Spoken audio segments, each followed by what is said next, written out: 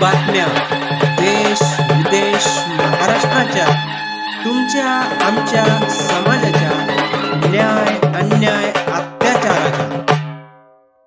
मात्र मनोज जरांगे यांच्या आंदोलनामध्ये केवळ सामाजिकच आंदोलन होतं का, तर नाही, त्याचे काही राजकीय पडसाद नाहीत का, तर आहेत। आणि मग याच्यामधून जे वातावरण निर्माण झालं की मराठा समाजाला असं वाटलं की सरकार जरांगेंना विचारते का फक्त, तर मग चला ना जरांगेच्या सोबतच काढून घ्यायची।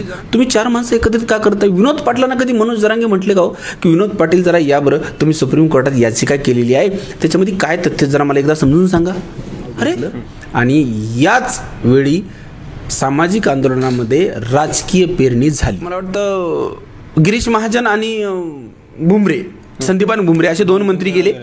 त्याच्यानंतर सराटीमध्ये गिरीश महाजन, उदय सामंत परत गेले, बच्चू कडूही त्या ठिकाणी होते। दोन्ही वेळेला मनोज जरांगे म्हटले की मी 24च्या नंतर 1 तासही देणार आहे। पण माझं म्हणणं असं आहे की जे मनोज जरांगे 1 तासही देत नव्हते, त्या मनोज जरांगेंनी आपल्या या सगळ्या याच्यामध्ये थेट 27 दिवस का दिले? थोडंसं मागं जाऊ। त्याच दिवशी हॉटेल कन्हैयाला एकनाथ शिंदे यांचे खासे मंगेश चिवटे त्यांच्यासोबत भेट करणार आहेत। GCP, हेलिकॉप्टर, फुलं हे नाही चालत राजा हो। 2 माणसं मेली रे काल संग्राम। सभेहून परत जाताना दोन पोरं गेली, ते नसते तर ते घर जळालं असतं, आणि ते घर जळालं असतं तर वयोवृद्ध असणारे शिवाजीराव पंडित आणि सरकारने मात्र एक तर मराठा समाजाच्या वेदनेचं भांडवल करून त्यांची राजकीय गणितं जुळवण्याचा प्रयत्न करू नये, नाही तर हा मराठा समाज ओबीसी बांधवांना सोबत घेऊन तुम्हाला तुमची जागा दाखवेल। मराठी महाराष्ट्रामध्ये आपल्या सगळ्यांचं स्वागत आहे। मी संग्राम।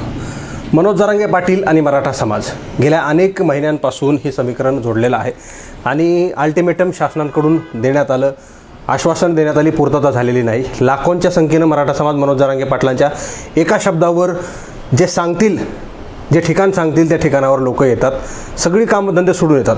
खरं तर या मोर्चा आंदोलनाच्या पाठीमागं काय नेमक्या गोष्टी शासनाने केल्यात, काय शिजवलं आहे आणि ते सुद्धा खाल्लं आहे, या सगळ्या गोष्टी असताना सुद्धा आता काय नेमक्या गोष्टी झालेल्या आहेत, मराठा समाजाच्या आंदोलनानंतर काय पदरी पडलेलं आहे, मनोज जरांगे पाटलांना कोण चालवतं आहे का, ते सोबत कोणाला घेत नाहीत, काही बोलायच्या गोष्टी आहेत कायदेशीर पद्धतीने ते बोलत नाहीत, 2 माणसं राजकीय क्षेत्रामधले त्यांनी टार्गेट केले आणि त्यांच्यावर ते बोलतात, विशेष करून छगन भुजबळ आणि ते कोण सदावर्ते असतील यांच्या संदर्भामध्ये ते बोलतात। खरं तर अनेक लोकांचं असं निरीक्षण आहे की जरांगे पाटलांना कायदेशीर ज्ञान नाही, मात्र त्या सगळ्या गोष्टी होत असताना ते सोबत कोणाला का घेत नाहीत हाही सगळ्यात मोठा सवाल आहे। असे एक ना अनेक प्रश्न आहेत। गेल्या अनेक महिन्यांपासून लोकपत्रकार भागवत तावरे आणि राजकीय विश्लेषक आहेत, त्यांनी अनेक वेळा मराठा समाजाचे आंदोलन, मोर्चे आणि काय नेमकं फलित त्याचं होणार आहे क्रॉसलाईनच्या माध्यमातून, लोककाशाच्या माध्यमातून सुद्धा त्यांनी सांगितलेलं आहे। आपल्या मंचावर सुद्धा त्यांनी अनेक वेळा जाहीर गोष्टी बोलून दाखवल्या, त्या सत्यात घडलेल्या आहेत आजपर्यंत। पुन्हा एकदा नव्यानं ते आपल्यासोबत आहेत। मनोज जरांगे पाटील, मराठा समाज, आरक्षण आणि काय नेमक्या गोष्टी होणार आहेत त्यांच्याकडून जाणून घेणार तुमचं मराठी महाराष्ट्रामध्ये स्वागत आहे। आरक्षण, मोर्चे, मनोज जरांगे पाटील, मराठ्यांच्या पदरी काय पडलेलं आहे, राजकारण कसं आहे, मनोज जरांगे पाटील कोणत्या ट्रॅकवर आहेत। त्यांना काही लोकांचं असं म्हणणं आहे की राजकीय ज्ञान जरी असलं तरी त्यांना कायदेशीर पद्धतीचं ज्ञान नाही आहे, काही गोष्टी त्यांच्याकडून चुकायला लागलेल्या आहेत, समाज भरकटतोय किंवा मनोज जरांगे पाटलांच्या म्हणण्यानुसार काही व्हायला लागलेलं आहे। काय नेमकी तुमची भावना आहे, तुम्हाला काय वाटतं, स्पष्ट बोलला। गेल्या 3 महिन्याचा जो महाराष्ट्राचा प्रवास आहे, महाराष्ट्रामध्ये ज्या पद्धतीचं वातावरण आहे ते केवळ आपल्याला एक व्यक्ती, एक समाज, एक अँगल, एक पक्ष असं पाहता येणार नाही। मनोज जरांगे यांच्या निमित्ताने जी सामाजिक परिस्थिती राज्यामध्ये निर्माण झालेली आहे, मुळात त्या सामाजिक आंदोलनाचे राजकीय परिणाम आम्ही समजून घेतले पाहिजेत, तर आम्हाला हे सगळ्या गोष्टींचा उलगडा होणार आहे। आम्ही मनोज जरांगे यांच्या मानसिकतेबद्दल, भावनेबद्दल, निरागसतेबद्दल आमच्या मनात शंका नाही आहे, मात्र मनोज जरांगे यांच्या आंदोलनामध्ये केवळ सामाजिकच आंदोलन होतं का, तर नाही, त्याचे काही राजकीय पडसाद नाहीत का, तर आहेत। कुणी याच्यामध्ये राजकारण करत नाही का, तर करतं। मुळात एखादं पीक उभा करण्यामध्ये एखादा कास्तकार जेव्हा कारणी लागतो तेव्हा त्याच शेतकऱ्याची ती जबाबदारी असते की त्या पिकाला कुंपण घालावं, नाहीतर मग ते गोपनीने ते पीक राखावं। मनोज जरांगे यांच्या निमित्ताने, मी नेतृत्वात म्हणत नाही, त्यांच्या निमित्ताने मराठा समाज एकत्रित आला। आजवर कुठला नेता आम्हाला मिळाला नाही, हा निरागस आहे, इमानदार आहे, म्हणून समाज त्यांच्या पाठीशी उभा राहिला। मुळात त्यांच्या पाठीशी म्हणण्यापेक्षा ती मागणी त्यांच्यासोबत लढण्यासाठी तो तयार झाला, म्हणून मनोज जरांगे एकदम असे पिक्चरमध्ये आले। सुरुवातीपासून थोडा अभ्यास केला आपण तर मनोज जरांगे हे वादळ ज्या घटनेनंतर निर्माण झालं ती आहे लाठीचार्ज. जर लाठीचार्ज झालाच नसता तर काय झालं असतं हा एक वेगळा विषय होऊ शकतो. मात्र झालं, आता आम्ही त्याच्यावर नाही बोलू शकत. मात्र त्या लाठीचार्जच्या नंतर ज्या घटना घडत गेल्या, ज्या पद्धतीने राजकीय पक्षांनी आपल्या भूमिका घेतल्या आणि त्याच्यामधले परिणाम काढले, त्याच्यावर आम्ही चर्चा केली पाहिजे, जी होत नाही. मनोज जरांगे यांची भूमिका ओबीसीमधून मराठ्यांना आरक्षण द्या ही भूमिका आल्याबरोबर तुम्ही माहूरला देवेंद्र फडणवीस म्हणले की आमचा आणि ओबीसीचा DNA एक आहे. कन्सेप्ट क्लिअर आहे की भारतीय जनता पार्टीला मनोज जरांगे यांचं आंदोलन दाखवून ओबीसीमध्ये स्वतःचा DNA जुळून घ्यायचा होता आणि त्याला अनुकूल अशी वक्तव्य आली मनोज जरांगे यांची. मनोज जरांगे नेहमी सातत्याने आम्हाला ओबीसीमधून हवंय, आम्हाला ओबीसीमधून हवंय, आम्हाला ओबीसीमधून हवंय. मुळात हे त्यांना कोणी सांगितलंच नाही की राज्य सरकारला आरक्षण देण्याचा अधिकारच नाहीये. जर अपवादात्मक परिस्थिती निर्माण झाली तर सांख्यिकी पातळीवर तशी अहवाल येणं अपेक्षित आहे आणि त्यानंतर राज्य सरकार देऊ शकतं. घटना दुरुस्ती 102, 103 आम्ही त्याच्यावर अभ्यास केला पाहिजे, बरोबर. असं न होता आम्ही मग जरांगे यांच्या भूमिकेशी एकरूप झालो आणि मग जरांगे म्हणायचे नाही मला ह्या तारखेपर्यंत पाहिजे, मला त्या तारखेपर्यंत पाहिजे. सरकारचे मंत्री त्यांच्याकडे येणार, मीडिया पूर्ण जरांगे यांच्या बाजूने उभा राहिला आणि मग याच्यामधून जे वातावरण निर्माण झालं की मराठा समाजाला असं वाटलं की सरकार जरांगेंना विचारते का फक्त, तर मग चला ना जरांगेच्या सोबतच. आणि जरांगे कसे सरकारला भांडतात, कसे सरकारला वेटीस धरतात, कसं सरकार सराटीमध्ये येतंय, कसं त्यांच्यावर विनवणी करतंय, हे चित्र मराठा समाजाला आश्वासकता निर्माण करण्याला कारण लागलं. तू संग्राम लक्षात घे कशा स्टेज आहेत या. मग आरक्षणावर गेली अनेक वर्ष अभ्यास करणारे विनोद पाटील बाजूला, छत्रपती संभाजी महाराज लढणारे होते बाजूला, याच्यामधल्या याचिकाकर्त्यांचे आवाज बाजूला आणि मनोज जरांगे एकदम पिक्चरमध्ये. पण ते पिक्चरमध्ये येण्याबद्दल बी काही वाद नाही. तो चळवळीमधला कार्यकर्ता आहे, गेली अनेक वर्षे ते या चळवळीमध्ये आहेत. मात्र ते आल्याच्या नंतर इतर कुणीही येऊ द्यायचा नाही अशाबद्दल जी व्यूहरचना झाली ना ती मराठा समाजाने आणि महाराष्ट्राने समजून घेतली पाहिजे. छत्रपती शिवाजी महाराज जेव्हा एखाद्या तहाला जायचे ना तर 4 माणसं सोबत घ्यायची. बरोबर. मनोज जरांगे कुणालाही सोबत का घेत नाहीत हा माझ्यासारख्या पत्रकाराचा एक प्रश्न आहे. त्यांना मराठा समाजाला माझा प्रश्न आहे की तुम्ही राज्य सरकारकडून एखादी मागणी तुम्हाला पदरात पाडून घ्यायची, तुम्ही 4 माणसं एकत्रित का करताय? विनोद पाटलांना कधी मनोज जरांगे म्हटले का हो की विनोद पाटील जरा या बरं, तुम्ही सुप्रीम कोर्टात याचिका केलेली आहे त्याच्यामध्ये काय तथ्य जरा मला एकदा समजून सांगा. अरे हा काय प्रकार आहे? आणि सरकार केवळ मनोज जरांगेंना टॅकल करते का? कशासाठी करते हे सगळं? आणि मनोज काही कायदेशीर आज्ञा नाही असं वाटतं सरकारला ते पडवडतात. एक सोपं सांगू काय सिर बोलत नाहीत म्हणून. अरे अशा प्रकारची मागणी केली तर निकाली काढता येत नाही, म्हणजे मागणीच अशी केली की जी मंजूर करता येत नाही, म्हणजे ते भांडण चिरंतन चालेल. निवडणुका तोंडावर येऊ घातल्यात. शरद पवार आणि उद्धव ठाकरे हे 2 नेते आणि त्यांचे दोन्ही पक्ष घरात बसवण्यासाठी जर सरकारला कामी आलेली कुठली घटना असेल तर ते मनोज जरांगे यांचं आंदोलन आहे. मनोज जरांगे यांच्या आंदोलनाच्या आडून राजकीय विरोधक घरात कैद करण्याचं राजकारण वर्तमान सत्तेने केलेलं आहे. त्याच्यामध्ये सगळ्यात महत्त्वाची गोष्ट म्हणजे तुम्ही आत्ताच बोललात की कायदेशीर पद्धतीनं त्यांना ज्ञान असावं म्हणून सरकारने काही टॅकल करत असेल किंवा आणखी काही गोष्टी असतील. विनोद पाटील यांचं सुद्धा तुम्ही नाव घेतलं. विनोद पाटील पहिल्यापासून याचिका दाखल करतायत, कायदेशीर पद्धतीने भांडतायत, म्हणजे जो कोणी सवाल त्यांना करेल ते कायदेशीर पद्धतीने उत्तर देतात. इकडे मात्र तसं होत नाही. मनोज जरांगे पाटील हे फक्त आमच्या ह्याची व्यवस्था करा किंवा मग जरांगे पाटील हे सदावर्ती कोण आहेत, तुम्ही ऐकात काय नाहीत, भुजबळ कोण आहेत त्यांच्यावरच बोलायचं.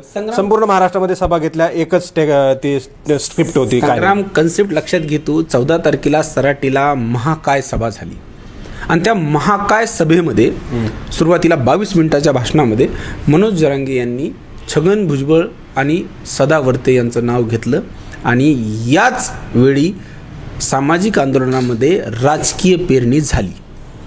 त्याच्यानंतर छगन भुजबळांचं नाव घेऊ मग समाजामध्ये त्यांना विलन दाखवण्यात आलं. मग समाजाकडून छगन भुजबळ यांच्याबद्दल प्रचंड घोषणाबाज्या झाल्या आणि मग छगन भुजबळांना अपरिहार्यपणे या पिक्चरमध्ये आणण्यात आलं आणि मग त्यांच्या 2-3 सभा मोठ्या झाल्या. आणि या निमित्ताने काय साधलं गेलं? मराठा विरुद्ध ओबीसी. कितीही कुणी काहीही म्हणो, आज महाराष्ट्रामध्ये मराठा आणि ओबीसी याच्यामध्ये वैमनस्य आहे, याच्यामध्ये तेढ आहे आणि यांची मनं दुखावलेली आहे. कोण कारणीभूत आहे या सगळ्या गोष्टीला, मराठा ओबीसी वाद लागण्याला, दोन्ही निर्माण झाले? हे बघ ह्याला व्यक्ती नाही आहे, याला परिस्थिती आहे. ती परिस्थिती कोणी निर्माण केली तर ती सरकारने केली. मराठा आणि ओबीसीमध्ये असा तेढ निर्माण झाल्याच्या नंतरच ओबीसी मराठ्यांना घाबरून राजकीय पॉलराईज होतो, हे आजवरचे अनुभव आहेत. मराठ्यांची भीती दाखवायची आणि ओबीसीचं पॉलरायझेशन करायचं. फडणवीसांनी एकदम सेफ गेम खेळलेली आहे. फडणवीसांची एकदम सेफ गेम आहे आणि आपण त्याची तक्रार करू शकत नाही. राजकारण आहे.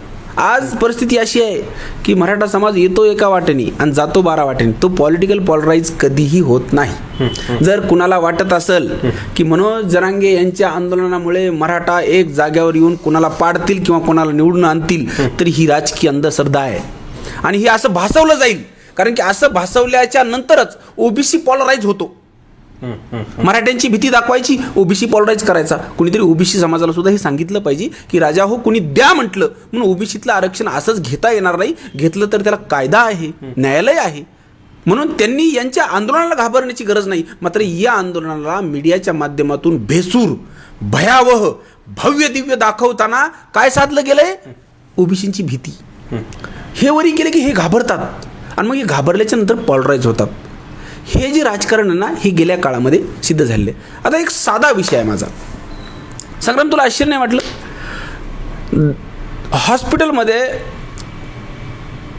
मला वाटतं गिरीश महाजन आणि भुमरे, संदीपान भुमरे असे 2 मंत्री गेले. त्याच्यानंतर सराटीमध्ये गिरीश महाजन, उदय सामंत परत गेले. बच्चू कडूही त्या ठिकाणी होते. दोन्ही वेळेला मनोज जरांगे म्हटले की मी 24च्या नंतर 1 तासही देणार नाही. म्हटले का नाही? सुरुवातीपासून तेच म्हणत म्हटले का नाही? 1 तास देणार नाही. आणि आम्ही बीडच्या सभेला 23 तारखेच्या सभेला असं म्हटलं गेलं, हा इशारा सभा आहे, ही निर्णायक आहे आणि ही निर्वाणीची आहे. संपूर्ण गावागावामध्ये हा संदेश होता की ही सभा निर्णायक आहे. 23 तारखेला जरांगे जेव्हा व्यासपीठावर येतात त्याच्यानंतर ते असं सांगतात 20 तारीख, ते अमरोपोषण तास देणार नाही म्हणाले. बरोबर आहे. 20 तारखेला ते म्हणणार होते. त्यांनी 23 ते 20 म्हणजे 27 दिवसाचा वेळ कुणालाही विचारता किंवा कुणालाही विश्वासात न घेता दिला. ठीक आहे, समाजाचा त्याच्यावर प्रचंड विश्वास आहे. मनोज जरांगे म्हणतील ती आमची दिशा, असं समाज ठरवून बसलेला आहे.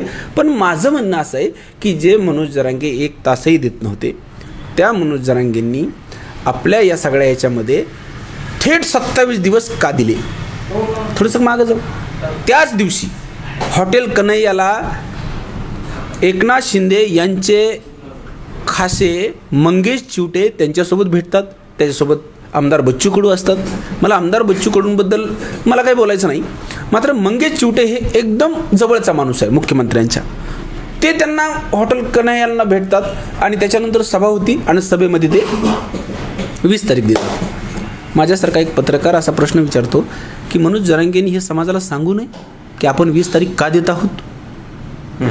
तुम्ही सराटीमधल्या बैठका लाईव्ह करता, एक ना एक शब्द लोक ऐकतात. मग गिरीश महाजन असं म्हटले, मग मनोज जरांगे असं म्हटले, मग गिरीश महाजन तसं म्हटले. हे सगळं ऐकतात लोक आणि थोडं कानात बोलायला लागलं तर मनोज जरांगे काय म्हणायचे? नाही नाही, जे बोलायचं ते समोर बोला. मग हॉटेल कन्हैयाला मंगेश चिवटे आणि तुमच्या बैठकीत काय झालं हे मनोज जरांगे यांनी समाजाला सांगितलं का? माझी तक्रार नाही आहे, पण माझा प्रश्न आहे. म्हणजे मराठा समाजाने कुणाला प्रश्नच विचारू नये अशी जर परिस्थिती निर्माण करायची असेल तर हे पण चुकीचं आहे. त्यांनी लक्षात घेतलं पाहिजे आणि मराठा समाजाला सुद्धा लक्षात आलं पाहिजे की मुस्लिमांनी पाणी पाजलं, 4 ओबीसी नेत्यांनी तुम्हाला हारतुरं घातले म्हणजे ती घाबरलेली नाहीत असं नाही, भीतीने तुम्हाला पाणी पाजलेलं आहे. मराठा समाजाने जी अस्मिता, गरिमा आहे ना, तिची काळजी घेतली पाहिजे. आता मराठा समाजाबद्दल जो दर्प निर्माण होतो ना महाराष्ट्रामध्ये, तो नाकारला जाऊ शकत नाही. संग्राम, मीडिया आणि वर्तमानपत्रे किंवा पत्रकार केवळ दहशतीमुळे जर बोलणार नसतील तर हे घातक मराठा समाजासाठी आहे. ज्या मराठा समाजाला या महाराष्ट्रामध्ये थोरला भाऊ म्हणून पाहिलं जातं, सर्वांना सोबत घेऊन जाणारी, नेतृत्व करणारी जमात म्हणून समजलं जातं. मान्य केलं ना की मराठा समाजामध्ये मागासलेपण आहे, गरिबी आहे, मान्य केलंय. मात्र ते घेत असताना काही राजकीय न्यायिक निकष आहेत, त्याच्यामधून आम्हाला जावं लागेल. मात्र तुम्ही ती लढाई न्यायिक पातळीवर, न्यायालयीन पातळीवर, आयोगाच्या पातळीवर न लढता ती थेट रस्त्यावर आणून काय साधलं गेलंय? तेढ. आणि हा कुणाला हवा आहे? वर्तमान सत्ता पक्षाला. मी हे अनेकदा बोललो की मनोज जरांगे हे नेतृत्व म्हणून किंवा मागणी म्हणून निरागस असू शकतात, असतीलही, मात्र त्यांच्या आंदोलनामध्ये राजकारण साधलं गेलं नाही का? तर साधलं गेलंय आणि हे मराठा समाजाने समजून घेतलं पाहिजे. तुला माहिती आहे 23 तारखेला अरे गरीब म्हाताऱ्या बाया बापडे कशाला आली ती माहिती आहे? आज काहीतरी आमच्या लेकरांच्या भविष्याचा निर्णय होणार आहे. तुमच्या राजकारणासाठी नाही ते कुलप लावून घरून जे आले ना, तुमच्या सभांसाठी नाही आले ते. त्यांना असं वाटलं की त्यांच्या लेकरांचं भविष्य काहीतरी त्याच्यातून होणार आहे. ते कुठे? त्यांना काय उत्तर दिलं तुम्ही 23ला? त्यांचा हिरमोड झाला. जे लोक 23 तारखेला बीडमध्ये आले होते त्यांचा हिरमोड झाला असं वाटतं. हो, निराशा झाली. हो, पण सांगायची नाही. कसं सांगणार? जात नावाचा जो असं वलय तयार झाले ना. तुम्ही मराठा, तुम्ही सांगायला थेट. हो, मी तर सुरुवातीपासून सांगत आलो. बरं ठीक आहे रे संग्राम, 20 तारीख ठरली होती, आता 26 कशी ठरली? अरे 20ला त्यांनी सांगितलं, मी एकटा उपवास, म्हणजे कालच्या सभेमध्ये सांगितलं, म्हणजे सगळीकडे व्हिडिओ व्हायरल आहे तो, की 20 तारखेला मनोज जरांगे हे दिल्लीच्या आझाद मैदानावर, मुंबईच्या आझाद मैदानावर बसतील आणि महाराष्ट्रातील तमाम मराठा त्यांना भेटायला मुंबईला येईल. म्हणजे ते अगोदर बसणार आहेत असं सभेत सांगितलं होतं. मात्र ते काल सभा झाल्यानंतर संध्याकाळी एका इंटरव्ह्यूमध्ये असं म्हणतात की आंतरवालीमधून आम्ही जाणार आहेत आणि त्याला 6 दिवस लागतील. म्हणजे 20 ते 6 दिवसाचा हा सगळा हे असेल. म्हणजे ते डबल बोलतात. तसं त्याचा उल्लेखही छगन भुजबळांनी केला. म्हणजे की हे एकाच भाषणामध्ये, एकाच सभेमध्ये 2 गोष्टी ते बोलतात. म्हणजे या सगळ्या गोष्टी संभ्रम निर्माण करणार आहेत. मराठा समाजाला काय नेमकी दिशा आहे, हा सगळा पेच निर्माण करणाऱ्या गोष्टी आहेत असं वाटतं. मराठा समाजाच्या वेदनेचा, करुणेचा अंत पाहितला जाऊ नये असं मराठा समाजातला एक पत्रकार म्हणून मला वाटतं. हे बघ, माझे आईवडील मराठा आहेत, माझी मुलगी मराठा आहे. मराठा समाजामध्ये गरिबी आहे, प्रचंड वेदना आहेत. मात्र या अनुषंगाने या जातीच्या आडून जर एखादं राजकारण उभं राहत असेल, राजकीय समीकरण उभं राहत असतील, तर मराठा समाज हे खपवून घेणार नाही. मूर्ख नाहीत. त्यांना असं वाटलं की या आंदोलनाच्या माध्यमातून आम्हाला न्याय मिळेल म्हणून ते या आंदोलनामध्ये सहभागी आहेत. जर कुणाला जर यात कुणाला राजकारण साधायचं असेल, मराठा समाजाचा आणि ओबीसीचा वाद लावायचा असेल, त्याच्यामध्ये ओबीसीची मतं पोलराईज करायची असतील, तर मात्र हे राजकारण हा समाज आणि हा महाराष्ट्र खपवून घेणार नाही. याच्यामध्ये ज्या लोकांची हातं आहेत ना, त्यांची हातं पोळतील. आणि माझी विनंती आहे मनोज जरांगे यांना की तुम्ही एका परिस्थितीजन्य वळणावर या सगळ्या गर्दीचे नायक आहात. तुम्ही त्या गर्दीचे मालक नाही आहेत. परिस्थितीनुसार त्या गर्दीला असं वाटतं की हा मुलगा आम्हाला मिळवून देणार आहे. म्हणून अशा परिस्थितीमध्ये आम्ही सावध राहिलं पाहिजे की त्या समाजाने आपल्यावर जो विश्वास टाकलेला आहे, तुम्हाला टॅकल करण्याचा अधिकार दिला आहे. जर कुणाला असं वाटत असेल, म्हणजे अनेक लोक जरांगेंना सोबत घेऊन राजकीय समीकरणं जुळवण्याचा प्रयत्न करतात, मात्र ते अजिबात शक्य होणार नाही. कारण हा समाज पूर्णपणे या परिस्थितीला जाणतो. 23 तारखेला त्यांचा हिरमोड झालेला त्यांना मान्य आहे. पण आता इथवर आलो तर आपण एवढा संघर्ष केला, जात सगळी एक झाली, कधी होत नव्हती, आता पहिल्यांदा झाली. ही एक भावना आहे रे संग्राम, की आता एवढी जात म्हणत होते की एकत्र येत नाही, ती आली. मुळात गावाकडचा जो मराठा आहे ना, तो त्याच्या मागणीसाठी एकत्र आला आहे. मात्र त्याला ज्या पद्धतीने प्रेझेंट केलं जात आहे ना, ते मात्र भेसूर, भयावह, काहीतरी आपल्यावर आक्रमण आलंय असं जे ओबीसीला दाखवलं गेलं ना, राजावर तसं नाही आहे ते. अरे सामान्य गरीब आहेत रे, शेती करणारे, शेतात राबणारे. साहेब माझी एक नातेवाईक आहे, त्या दिवशी मला फोन केला, अरे भागवत तू आला नाही का सभेला, मला दिसला नाहीस. मी म्हणलं ताई एवढ्या गर्दीमध्ये कुठून दिसणार मी तुला. ती म्हणे नाही ना, माझी पोरगी पोलीस भरतीची तयारी करते, हे काही झालं तर माझी पोरगी लागन. ती तिच्या पोरीसाठी आली आहे, तुमच्या राजकारणाचं बळी होण्यासाठी नाही. साहेब कोट रुपयाचा खर्च झाला असेल त्या दिवशी आणि कोट्यावधी रुपयाचा रोजगार बुडून मराठा समाज 23 तारखेला तुमच्या सभेच्या समोर आला असेल. काय दिलं तुम्ही त्याला? तारीख. उत्तर द्यावं लागेल मनोज जरांगेंना. तुम्ही कशी तारीख दिली? मग तारीखच द्यायची होती तर सराटीला मंत्री आले होते. तेच बच्चू कडू जे हॉटेल कन्हैयाला भेटले ना, तेच बच्चू कडू होते ना सराटीमध्ये. तिथं सांगायचं की ठीक आहे 20 तारखेपर्यंत तुम्हाला मुदत देतो आम्ही. अरे इकडं समाज फिरला, गावगाव इथले अनेक लोक एकत्रित फिरले. अरे मोठे मोठे नेते फुलं पाकळ्या निवडीत बसले जरांगे यांच्यावर उधळण्यासाठी. मुळात हा लढा सामाजिक स्तरावरचा आहे, सामाजिक वेदनेचा आहे, सामाजिक दुःखाचा आहे. तुम्ही उत्सव साजरा करता. सुषमा अंधारेंना आपण शिव्या दिल्या का, तर त्या म्हणल्या JCPतून फुलं कशाला उधळता. साहेब, रास्त प्रश्न आहे, मी मान्य करतो हा प्रश्न. मी मराठा समाजामध्ये जन्म घेतलेला आहे. मी हा लढा वेदनेचा आहे का उत्साहाचा आहे? JCPतून फुले उधळता, हेलिकॉप्टरमधून फुले उधळता, याचा अर्थ काय आहे? काय दाखवतो आम्ही सरकारला, इतर समाजाला? नेमकं हे कशासाठी चाललंय राजा हो? यावरून फुलं उधळण्यावरून JCPवरून आठवलं, मागास सर्व आयोग या सगळ्या गोष्टीची नोंद करेल. हे बघ, मागासले पण अनेक पातळीवर असतं. सामाजिक पातळीवर असतं, राजकीय पातळीवर असतं, आर्थिक पातळीवर आर्थिकही असतं, येऊ बरोबर. शकतं ना याच्यामध्ये. पण मुळात आरक्षण देण्याची जी मापदंड आहेत ना, 103व्या घटना दुरुस्तीच्या, आम्ही अभ्यासच करत नाही ना. कुणी आम्हाला अभ्यासच करत नाही. अहो, मनोज जरांगे आम्हाला हिरो वाटतात, कारण की ते हटवादी आहेत, कारण ते सरकारचं बिलकुलच ऐकत नाही आणि सरकार त्यांच्यासमोर झुकतं. सरकारने हे समाजाला दाखवून दिले की हो, आम्ही जरांगींना घाबरतो. आणि मुळात जरांगींची किंमत वाढवली सरकारने, त्यांच्यासमोर झुकू. आणि मग आता समाज जरांगेंच्या शिवाय दुसरा कुठल्याही माणसाचा युक्तिवाद ऐकायला तयार नाही. आणि मग सरकार फक्त जरांगींना टॅकल करते, कुणालाही. मग जरांगींना कोणी ड्राईव्ह करतं असं वाटतं तुम्हाला, राजकीय नेता? हे जरांगींनी सांगावं.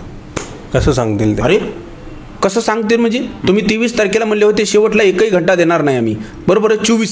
24 तारखेच्या सभेमध्ये सांगितलं ना की आम्ही कुठलीही तारीख देणार नाही, आणि तुम्ही डायरेक्ट 20 तारीख दिली. त्यांनी सांगावं की त्यांनी ती 20 तारीख देण्याच्या पाठीमागचं त्यांचं काय कारण होतं, म्हणजे कळलं ना आपल्याला की नेमकं. आता माझा आरोप आहे की मंगेश चिवटेंनी सांगितलं काय त्यांना की एकनाथ शिंदेचा निरोप आहे की 20 तारखेपर्यंत पुढे ढकला. माझा आरोप असू शकतो, मी पत्रकार आहे. त्यांनी उत्तर द्यावं. अरे लोकशाही आहे, प्रश्नांचे उत्तर जरांगेंनी दिले पाहिजेत. हे तर मोदीसारखं झालं, ते कोणालाच बोलणार नाही. आणि ते जे बोलतात, आता 20 तारखेचं ठरलं, 26 कशी ठरली? कोणी सांगितलं त्यांना पायी चला? कोण म्हणतंय असं? कोण म्हणतंय? साहेब, सगळा अवमिळ आहे राजा, हे समजून घेतलं पाहिजे. आणि हे बघ, मराठा समाजाला आरक्षण मिळालं पाहिजे का, तर मिळालंच पाहिजे. मिळणार आहे का, तर मिळणारच आहे. मग या सगळ्या गोष्टी ठाम असताना ही मधला कारभार कशासाठी? यामध्ये 2 गोष्टी आणखी बोलायच्या आहेत. काल जी तारीख संपली 24 तारखेचा अल्टिमेटम होतं, आणि त्या तारखेला काय जे असेल ती इशारा सभा बीडमध्ये होणार होती 23ला. इशारा झाली का काय झाली, की आश्वासन झाली की तारीख झाली, हे सगळ्यांना माहीत आहे. मात्र त्याच्या 2 दिवस अगोदर सुप्रीम कोर्टामध्ये क्युरिटी पिटिशन जे वाढीव आरक्षणाबाबतीचं होतं ते सुप्रीम कोर्टाने दाखल करून घेतलं. 24ला मेन्शन केलं. दाखल करून घेतलं. आणि यांची मागणी आहे ओबीसीमधून आरक्षण द्या. क्युरेटिव्ह पिटिशन आहे 50% वरची मर्यादा किंवा वाढवणं, यासाठीची आहे. म्हणजे या सगळ्या गोष्टी गोल गोल फिरवण्यासाठी आहेत का फक्त? 50%च्या पुढचं आरक्षण नाही. नरेंद्र मोदी यांच्या सरकारमध्ये जे आर्थिक मागासलेपणावरचं 10% आरक्षण मिळालेलं आहे, ते 10% आणि हे 50-60 झालंच ना. हो, मुळात 60%. आत्ता जे आरक्षण आहे ना ते 60% आहे. खरं म्हणजे हे आम्ही सांगितलंच नाही समाजाला, सांगितलं पाहिजे. मुळात आम्ही हे बघ एका पद्धतशीरपणे सरकारने जरांगे यांच्या आंदोलनाच्या माध्यमातून त्यांना हवी तशी राजकीय परिस्थिती निर्माण करून घेतलेली आहे काय. आणि ज्या पद्धतीने जरांगे यांच्या भूमिका अगदी बदलत आल्याता किंवा तारका वाढत आल्याता, त्या अनुषंगाने निवडणूक आणि तिढा सोबत चालते सध्या. असं जुळत येणार आहे. तिढा सुटला, निवडणूक लागली, असं होणार आहे. म्हणजे हे आंदोलन निवडणुकीपर्यंत चालणार आहे. जरांगे पाटलांना तारकावर तारका, किंवा मग जसं तुम्ही सांगितलं हॉटेलमध्ये बसून तारीख वाढवली जाते, तसे तारखे वाढवल्या जातील. सरकारची इच्छा तशीच आहे की निवडणुकीपर्यंत हे आंदोलन चालावं, म्हणजे त्यांची जी राजकीय विरोधक आहेत ती घरात बसतात. ती घरात बसली की मग ऐन वेळेला आम्हाला मनोज जरांगे काय राजकीय भूमिका घेऊ शकत नाहीत. हे बघा, मी तुझ्या चॅनलच्या माध्यमातून जाहीर सांगतो, तुला महाराष्ट्रात लोक ऐकतात, मनोज जरांगे यांच्या आंदोलनामध्ये जर कुणाला राजकारण दिसत असेल तर तो त्यांचा गैरसमज आहे. जगाला हेवा वाटणारं आंदोलन अण्णा हजारेंनी उभा केलं, त्यांची राळेगण शिंदीसुद्धा त्यांना जिंकता आली नाही.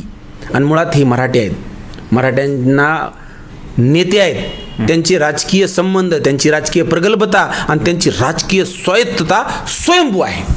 मराठा समाजाने आता काय केलं पाहिजे? मनोज जरांगे पाटील किंवा काय, तुम्ही तर बोलला स्पष्ट, मात्र आता लोक बोलायला तयार नाही आहेत. आमचं नुकसान झालं आहे. अनेक लोक असे आहेत, म्हणजे लाखोंच्या संख्येने लोक आहेत. जरांगे पाटलांच्या विरोधात ब्रशब्द काढला की शिवीगाळ सुरू होते. जरांगे पाटलांच्या विरोधात कोणी शिवी देतं, त्यांना बोललं म्हणून कुणी बोलायचं नाही का? मुळात कुणीतरी बोललं पाहिजे, आणि कुणी नाही बोललं म्हणूनच ही परिस्थिती निर्माण झाली आहे.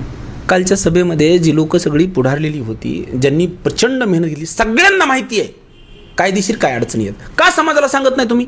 अरे गोरगरीब माय बापुडे गरीब शेतकरी मराठे जे शहरामध्ये या झुंडीने येतात ना, अरे त्यांना कोणीतरी सांगितलं पाहिजे की याच्यामधल्या राजकीय वाटा, यातल्यामधल्या कायदेशीर वाटा काय आहेत.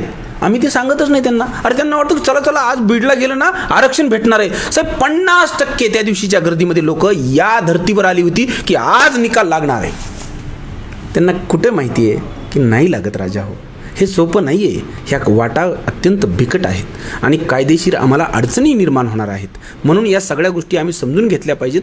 हे बघ, जरांगे यांच्याबद्दल स्वाभिमान अभिमान वाटणं गैर नाही. एक सुंदर चेहरा, निरागस चेहरा, इमानदार चेहरा म्हणून आम्ही त्याच्याबद्दल, आमच्या मनामध्ये त्याच्याबद्दल प्रचंड सहानुभूती आहे.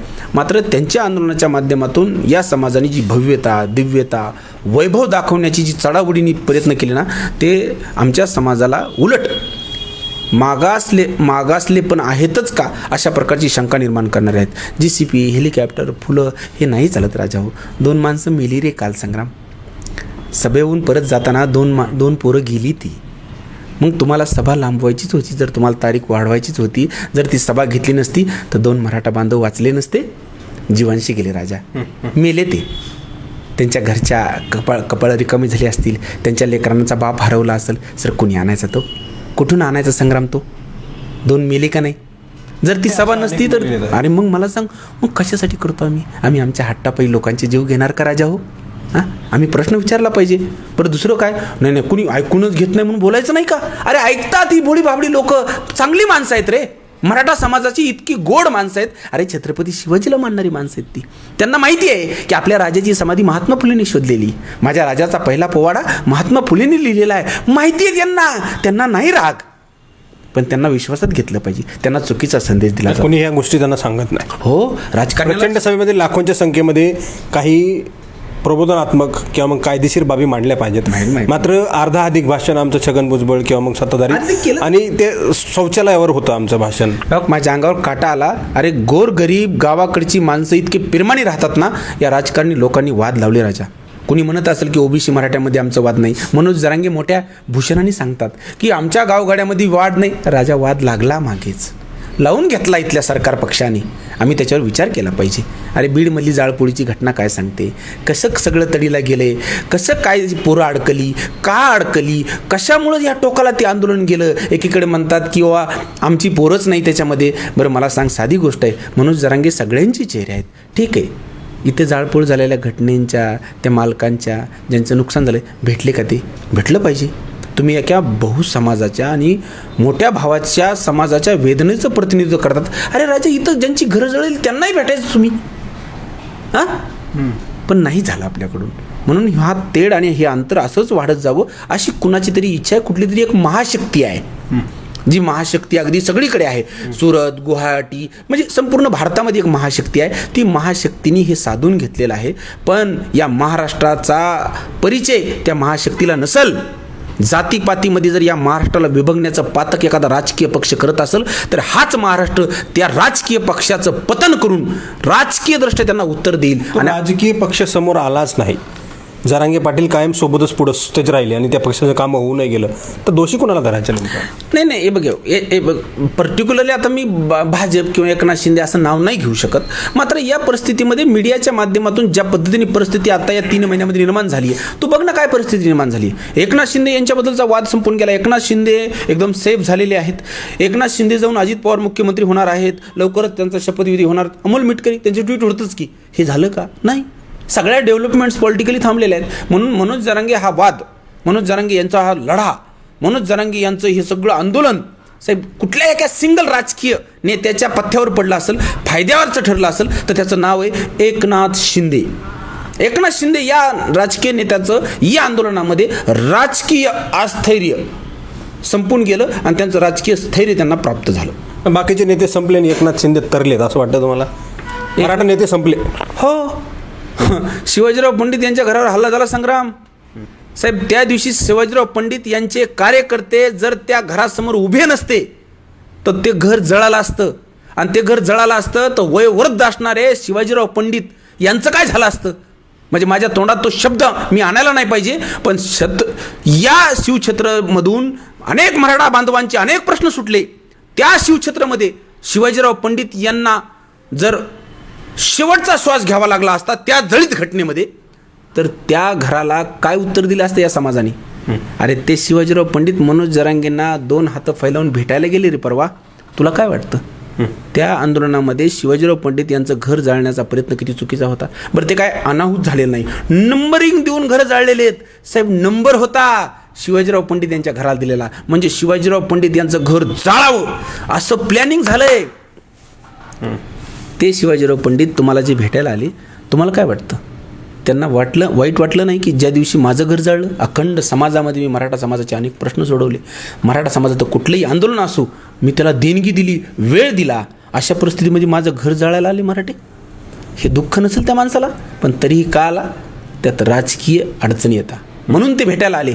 नाही तर या आंदोलनाचा दर्प, या आंदोलनाची दहशत, या आंदोलनाची भीती समाज मनामध्ये पसरवण्यामध्ये या परिस्थितीला यश आलेलं आहे. मनोज जरांगे हे याचे अपराधी नाहीत, मात्र त्यांचं आंदोलन या सगळ्या प्रक्रियेमध्ये अपराधी ठरलेलं आहे.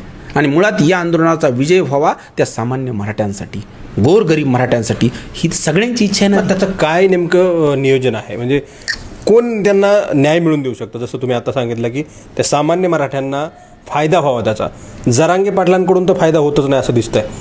कोण नेमका फायदा करून देऊ शकतं आणि काय आंदोलनाची दिशा असू शकते? मग आपण पत्रकार आहोत, आपण ऑप्शन देऊ शकत नाही, आपण पर्याय देऊ शकत नाहीत, आपण त्याच्यामधले तथ्य मांडू शकतो. आम्हाला 1955 आलेला काका कालेलकरचा अहवाल आहे, आम्ही त्याचा अभ्यास केला पाहिजे. आम्ही SC ST कधी आली 1931मध्ये इंग्रजाच्या एका अधिकाऱ्याने निश्चित केलेल्या मागासवर्गीय दलित या लोकांची यादी कशी निर्माण झाली हे आम्ही समजून घेतलं पाहिजे. आम्हाला काय होतं, जेव्हा लढा एखाद्या चुकीच्या दिशेने न्यायचा असतो ना, तर चुकीचे तथ्य समोर आणले जातात. आम्हाला सगळं काही माहीतच नसतं. आम्हाला जर ह्या सगळ्या गोष्टीचा अभ्यास केला तर आम्ही समजून घेतलं पाहिजे. बरं मला सांग, तुम्ही सांगण्यापेक्षा मनोज जरांगेने एकदा विनोद पाटलांना फोन केला पाहिजे की जरा विनोद पाटील तुम्ही सराठीला या, नाही तर मग मी तरी संभाजीनगरला येतो असं म्हटलं पाहिजे, मी औरंगाबादला येतो असं म्हटलं पाहिजे. पण ते तसं म्हणत नाहीत. ते काय म्हणतात, मीच करणार आणि मी कोणी सोबत यायचं नाही. असं का बरं? छत्रपती शिवाजी महाराज सुद्धा कुठल्या गड किल्ल्याच्या तहासाठी जायचं तर 4 माणसं सोबत घ्यायची राजा. मग छत्रपती शिवाजी महाराजांनी जोखीम, जिद्द, सिकाटी, संस्कार, अभ्यास सगळ्या गोष्टींचा पारंगत व्यक्तिमत्व असताना सुद्धा ते 4 माणसं सोबत घ्यायचे. जरांगे पाटील कुठल्याही व्यक्तीला सोबत का घेत नाही हा माझा प्रश्न आहे. त्यांना सगळ्या मराठ्यांचं नेतृत्व स्वतंत्र करावं असं वाटत असेल तर हो, म्हणून आम्ही करून द्यायचं. काल 2-4 दिवसापूर्वी पेपरला एक बातमी वाचली की जरांगे पाटील भविष्यामध्ये मराठा आरक्षण मिळालं तर शिवाजी महाराज असतील. आणि कालच्या सभेमधून जिजाऊंचा पुत्र अशी त्यांना घोषणा देण्यात आली. म्हणजे या नेमक्या सगळ्या गोष्टी काय आहेत? म्हणजे मला कुठल्याही व्यक्तीला किंवा मग जरांगेंना अजिबात कमी दाखवायचं नाही, किंवा ते मराठा समाजाचे आहेतच, मात्र छत्रपती शिवाजी महाराजांची उपमा त्यांना दिलं कितपत योग्य आहे? हे बघ, छत्रपती शिवाजी महाराज एकच असतात, ते एकच होऊन गेले, त्याच्यानंतर ते होऊ शकत नाही. त्यांची प्रेरणा आम्ही सगळेजण घेतो. तू तुझ्या पातळीवरचा छत्रपती शिवाजी महाराज आहेस, मी माझ्या पातळीवर छत्रपती शिवाजी महाराज आहे. आमच्या सगळ्यांच्या आया आमच्यामध्ये छत्रपती शिवाजी महाराजाची तथ्य जर संस्कारित करणार असतील तर त्या जिजाऊ आहेत. त्याच्यामुळे याच्याकडं तसं बघितलं तर मला काही आक्षेप नाही. मात्र त्यांना जर अहंकाराच्या पोटी, म्हणजे हा आरक्षणाचा लढा अहंकाराच्या टोकाला नेऊन मराठ्यांकडून नको त्या गोष्टी करून घ्यायच्या आणि त्या गोष्टी घडल्याच्या नंतर मात्र मराठ्यांना मग आरोपीच्या कटघऱ्यात उभा करायचं आणि मग त्याचा परिणाम, भीतीचा विपरीत परिणाम इतर समुदायामध्ये करून घेऊन त्याचे राजकीय परिणाम काढून घ्यायचे, इतकं शितापिनी षडयंत्र जर तडीला जाणार असेल तर आम्ही ते खोडून काढू. ही चूक त्यांनी करू नये. अर्धा अधिक शिजलेलं आहे सगळं, जसं तुम्ही सांगितलं पॉलिटिकल लीडरचं अर्धा अधिक शिजलेलं आहे. आता ते पूर्ण त्यांच्या खायच्या तयारीमध्ये आहेत. कसं ह्याला सगळ्या गोष्टी होऊ शकतात? कसं म्हणजे त्याला डायव्हर्ट केलं जाऊ शकतं? काय उत्तर असू शकतं? काय एखादं काय होऊ शकतं? आता सरकारने हे सगळं गाठीतच आणलेलं आहे. सरकारने हवं तसं सगळं त्यांच्या परिस्थितीनुसार करण्यातच आलेलं आहे. आता सरकार काय करेल, एकतर निवडणुकीच्या आचारसंहितेपर्यंत हे आंदोलन ढकलत नेईल आणि मुळात तू काल म्हटल्याप्रमाणे मराठे मुंबईत यावेत ही तर सरकारची इच्छा आहे, कारण की त्याच्याशिवाय इतर समाजामधलं पॉलरायझेशन होणारच नाही. आणि जिथं कुठं पॉलरायझेशन तुम्हाला करायचं आहे आता तिथं तुम्हाला ही गर्दी घेऊन जायची आहे. त्यांनी बरोबर असं टॅकल करत सगळं हे त्यांच्या मुंबईकडे बोलून घेतलेलं त्यांनी. आता मुंबईमध्ये पुन्हा महानगरपालिकेची निवडणूक लावा म्हणून उद्धव ठाकरे किती दिवसापासून बोलत आहेत. त्यांना ती लावायचीच नसेल, आता मुंबई जाम करायची असेल, त्याचं खापर मराठ्यांवर फोडायचं असेल आणि मग मराठे पुन्हा एकदा आरक्षणाचा कागद घेऊन येतील आणि बदनामही होऊन येतील आणि त्याच्यानंतर त्या आरक्षणाच्या कागदाचा आम्हाला लाभ व्हावा, नाहीतर पुन्हा कुणीतरी सुप्रीम कोर्टात जायचं आणि पुन्हा तो कागद रद्द झाला असं कायदेशीर आम्हाला सांगितलं जायचं. पुन्हा पहिले पाडे 55 जर व्हायचे असतील तर मग आमची मेलेली माणसं, गमावलेली माणसं याचा हिशोब मनोज जरांगे यांच्या निमित्ताने उभा झालेल्या आंदोलनाला द्यावा लागेल. कारण कालची सभा तुम्ही घेतली नसती तर 2 मराठा बांधव मेले नसते, गतप्राण झाले नसते.